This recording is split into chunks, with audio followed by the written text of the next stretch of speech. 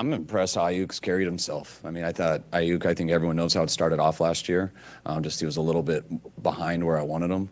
And he accepted the challenge and handled it like a man and got so much better and just went to work. And I think that showed to everyone as the year went through. It showed to his team especially, or the quarterbacks, the way he came back for the offseason.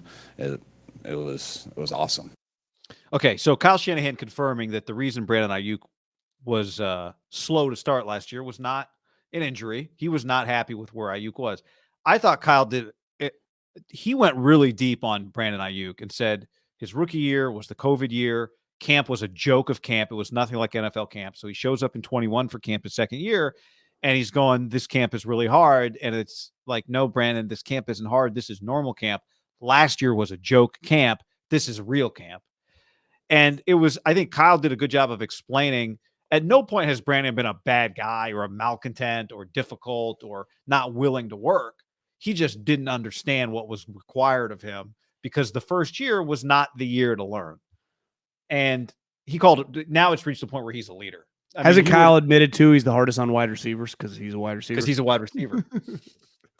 I think now you would say in our debate about we've had this conversation, who are Kyle's favorite players on the team? Feels like Brandon Aiyuk is in that conversation for him. When you and I were, being Big J's and peppering Kyle with questions and OTAs, there was the moment when he talked about Juwan Jennings and Aiyuk after those guys had a day where they eviscerated the defense. I mean, those two guys caught everything in a red zone period. And the way he talked about Aiyuk and Juwan too, just beaming about him. And I think it's pretty clear that they have taken some wide receivers, like their ranking was a little different in other teams. And whether it's Kyle, I mean, I would imagine when they draft a wide receiver, Kyle's heavily involved. And they did it back-to-back years with Debo and Aiyuk. And remember, Debo was drafted ahead of DK and A.J. Brown. And Aiyuk was in a draft full of like 75 receivers. And I think he loved both the guys, right? They coached Debo at the Senior Bowl. And Aiyuk, they jumped up to get him. And anytime I think as a general manager, it's probably different as a coach that it's your guy because you actually get to coach him too. As a GM, you just kind of watch on the sideline, like hoping your guy gets coached up. I think you take a lot of pride when a guy, you see kind of the maturation process. Because Aiyuk's talent, I mean, last year he had some moments of walk-off touchdown. Like, he's sweet. He is really, really good. Now, is he ever going to be Devontae Adams or Cooper Kupp? I don't know. I wouldn't go that far.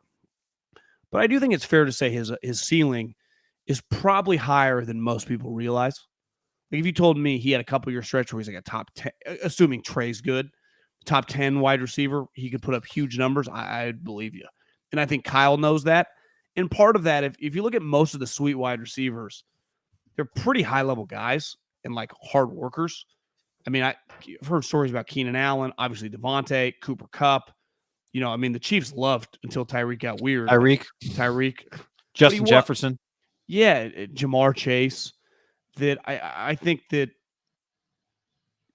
realizes they got something. And when I say they knew they had something, but like something, like this could be big time. Like our dynamic duo could fucking dominate, and part of it is like they put a premium, and most teams do, but Kyle is an old soul. I mean, you just look at his face yesterday. He looked like it was week 8. Honestly, the way he carried himself, like it was week 8, and they're 5-3, and they just had a loss. Kyle didn't carry himself like, oh, just started training camp, good times.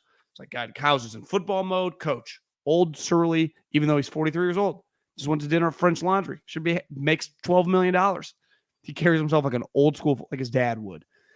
And the one time I would say he consistently gets excited is like when he talks about things with football that get him excited. And it's typically about his team, players, and work. But it's like how they're working, right? He likes the guys. He doesn't get that excited about plays as much as like, I love what this guy means to our team. Well, I love what this guy brings to the table. You are so right. And of course, and Belichick, just because we've seen so much, is a lot like that too. And what's the same about the two of them? They're miserable? No, they're coaches' sons. They grew up around players. Kyle's favorite, Kyle grew up loving players and getting, in his mind, like you're a kid, to be friends with the players, right? to be cool with them. Like that camaraderie means a lot. I was thinking of Bobby Turner today, the running back coach who's taking the year off, right? And who knows if he'll be back, right? You take a year off, you're a little older. I don't know. I don't know what his plan is. But I would imagine if he comes back at all, when he walks into the building, there's probably a part of him that's like, man, if I could just hang out in the building for a couple hours a day, just to hang out with the guys and then head home for dinner and not have to do all the extra grind, that would be the ideal life for some of them, right? That part of it is the part that every retired player says they miss, is the hanging out, the camaraderie. I think Kyle, I think you're 100% right. And of course, think about it. Like that's where he grew up. He grew up in the locker room. He likes being in the locker room. Maybe some coaches don't prefer to be in their office. He likes being, I think, around the guys in that sense. He loves having them over to his house for dinner. He loves, I bet, that his kids get to know these guys. He loves getting to know their kids. It's the funny part is the biggest question about Kyle before he got the job was, can he can he work with people? Turns out Kyle actually likes people. Right? Yeah, that was a big question. Too big of a dick. And I think this is why he's so sensitive to the Washington situation. He feels they made him out to be something that he's not. Right? Like they made him out to be some like crazy asshole. And maybe in his younger days, he was a little different. Because think how many guys from Atlanta have come to the team. Or even Washington, like Leonard Hakerson was on the squad in Washington and is now his wide receiver coach. Alex Mack chose to come here. Like these guys come here for him. What's his name? The tight end who was in Washington got hurt again last year or 2 years ago. Jordan Reed. Oh yeah. I mean, so his experience, Mohamed Sanu. His experience around certain guys, those guys really like being around him. And you're right. The knock on him, I would say this.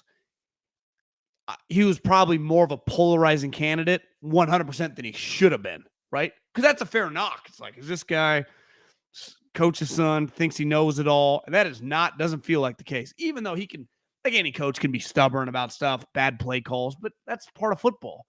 But his greatest strength, like you would think, like John Lynch, they're actually probably closer the way they act around people than you'd think in terms of the players. Maybe the coaches, he can be hard on the coaches, but that's part of being the head coach. You know, you're not being buddy all the time with the coach. It's a different relationship. I mean, what was Bill Walsh notorious for, right?